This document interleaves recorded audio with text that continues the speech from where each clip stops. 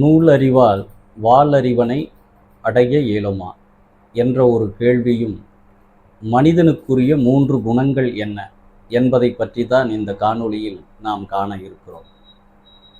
நூலறிவு என்பது புத்தகங்களை படிப்பதனால் நமக்கு கிடைக்கக்கூடிய ஒரு பேரறிவு. இன்னொரு அறிவு அனுபவத்தின் மூலமாக நமக்கு கிடைக்கக்கூடிய ஒரு அறிவு. இந்த 2 அறிவுகள் மனித வாழ்க்கையில் மிகவும் உன்னதமானது. நூலறிவு கற்றவர்களால் வாலறிவன் என்று சொல்லப்படுகின்ற இறைவனை அடைய முடியுமா என்ற ஒரு முதல் கேள்விக்கு வள்ளுவன் குறள் மூலமாக நாம் பதிலை காணலாம். கற்றதனால் ஆய பயனன்கொள் வாலறிவன் நற்றாள் தொழா அர் எனின் என்று வள்ளுவர் குறளிலே சொல்கிறார். கடவுள் வாழ்த்திலே வருகின்ற 2வது குறள் இது. கல்வியை கற்பதினால் நாம் இறைவனை அடைய முடியுமா என்ற ஒரு கேள்வியை அந்த குறளுக்குள்ளே அடக்கி வைத்திருக்கிறார் வள்ளுவர். நாம் புத்தகங்களின் மூலமாக கிடைக்கின்ற அந்த அறிவு, அந்த அறிவினால் நாம் என்ன செய்கிறோம்? அந்த அறிவின் மூலமாக நம்முடைய மனதை விசாலப்படுத்தி இந்த உலகத்தை நாம் பார்க்கிறோம். கல்வியினால் நமக்கு அறிவு கிடைக்கிறது. இந்த அறிவினால் என்ன கிடைக்கிறது? கற்றறிந்த நூல்களினால் நமக்கு கிடைப்பது ஒழுக்கமாக இருக்க வேண்டும். அதற்கும் ஒரு குறளை சொல்கிறார். ஒழுக்கம் விழுப்பம் தரலான், ஒழுக்கம் உயிரினும் ஓம்பப்படும் என்கிறார். உயிரை விட மேன்மையானது எதுவென்றால் நாம் பேணப்பட வேண்டியது ஒழுக்கமாகும். கல்வியின் பயனால் அறிவு விரிவடைகிறது. அறிவின் பயனால் ஒழுக்கம் வருகிறது. ஒழுக்கத்தின் பயனாக அன்பு நம்மிடையே இதயத்திலே தேங்கி நிற்கிறது. அன்பின் பயனாக கருணை கிடைக்கிறது. உயிர்களிடத்தே நாம் செலுத்துகின்ற கருணை. கருணையின் மூலமாக அடுத்த கட்ட நிலை என்பது நமக்கு இந்த உலகில் இருக்கக்கூடிய பொருட்களின் மீதான மாயையாக இருக்கக்கூடிய இந்த பொருட்களின் மீதான பற்று நம்மை விட்டு அறவே நீங்கி விடுகிறது. இப்போது குறளை கவனியுங்கள். கற்றதனால் ஆய பயனன்கொள் வாலறிவன் நற்றாள் தொழா அர் எனின் என்று சொல்கிறார்.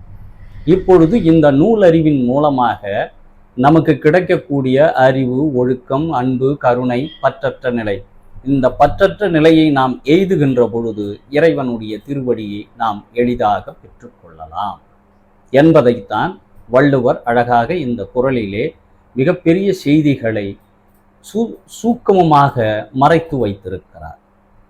அடுத்து மனிதனுக்குரிய 3 குணங்கள் என்ன? ஒட்டுமொத்த உலகிலே இருக்கக்கூடிய அத்தனை மனிதர்களுக்கும் 3 குணங்களுக்குள் அந்த மனிதர்களை அடக்கிவிடலாம். ஒரு குணம் சாத்வீகம், 2வது ராஜசம், 3வது தாமசம். இதிலே சாத்வீகம் என்பது என்னவென்றால், ஞானிகளுக்கு இருக்கக்கூடிய குணம் அன்பு, அமைதி, அருள், மக்களிடையே இருக்கக்கூடிய அந்த இரக்க உணர்வு, இவையெல்லாம் சாத்வீக குணம் என்று சொல்லப்படுகிறது. இந்த சாத்வீக குணம் உள்ளவர்கள் எப்பொழுதும் இறை சிந்தனையோடு இருப்பவர்கள். இவர்கள் அடுத்தவர்களுக்கு என்ன உதவி செய்யலாம், யாருக்கெல்லாம் தேவை ஏற்படுகிறதோ அவர்களுக்கெல்லாம் கொடுக்கின்ற குணங்களை உடையவர்கள் யார் என்றால் சாத்வீக குணங்கள் உடையவர்கள். எந்த சூழ்நிலையிலும் கோபம் அடையாமல் இருப்பவர்கள் இந்த சாத்வீக குணம் உடையவர்கள். குணமென்னும் குன்றேறி நின்றார் வெகுளி கணமேயும் காத்தல் அரிது என்று இந்த சினத்தை பற்றி வள்ளுவர் நமக்கு குறிப்பிடுகிறார். இந்த குணம் உடையவர்கள், சாத்வீக குணம் உடையவர்கள் சில நேரங்களில் சிறிதான கோபம் ஏற்பட்டாலும் அடுத்த சில கணத்திலே கணமேயும் காத்தல் அரிது, அவர்கள் கோபத்தை அவர்களே காப்பாற்றிக் கொள்வார்கள். அந்த கோபத்தினால் எந்த ஒரு பெரும் விளைவுகளும் ஏற்பட்டு மற்ற மனமாச்சரியங்கள் ஏற்படாமல் இருக்கக்கூடிய குணநலன் உடையவர்கள் யார் என்றால் குணமென்னும் குன்றேறி நின்றார் வெகுளி கணமேயும் காத்தல் அரிது. அடுத்து ஒரு குறளிலே சொல்கிறார். நிறைமொழி மாந்தர் பெருமை நிலத்து மறைமொழி காட்டிவிடும்.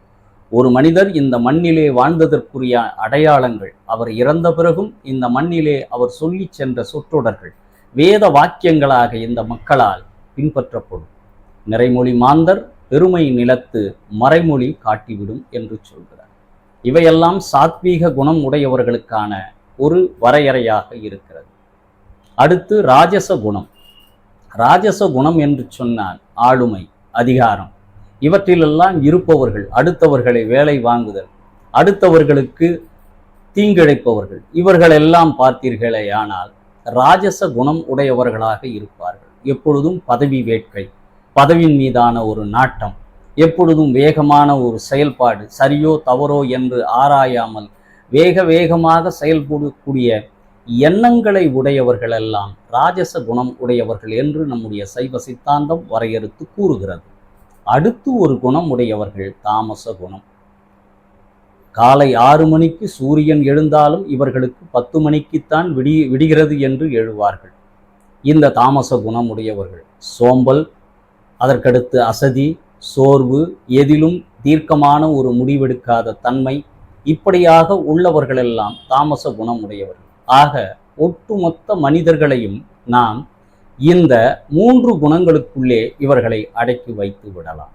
கடைசியாக ஒரு திருவாசக பாடலை சொல்லி அதன் பொருளை உங்களுக்கு உணர்த்தி நிறைவு செய்வோம். பால் நினைந்தூட்டும் தாயினும் சாலப் பரிந்து. அதாவது ஒரு குழந்தைக்கு பசி எடுக்கிறது என்றால் அந்த பசி எடுத்தவுடனே அந்த தாயினுடைய மார்பகத்திலே பால் சுரப்பதைப் போல பால் நினைந்து ஊட்டும் தாயினும் சாலப் பரிந்து. அப்படி குழந்தைக்கு பசி எடுக்கின்ற பொழுது உணவை கொடுக்கின்ற தாயை விட உயர்ந்தவன் யார் என்றால் சிவபெருமான் ஒருவன்தான் உயர்ந்தவன் என்று மாணிக்கவாசகர் திருவாசகத்திலே இந்த பாடலை நமக்கு அறிவுறுத்தி இருக்கிறார்.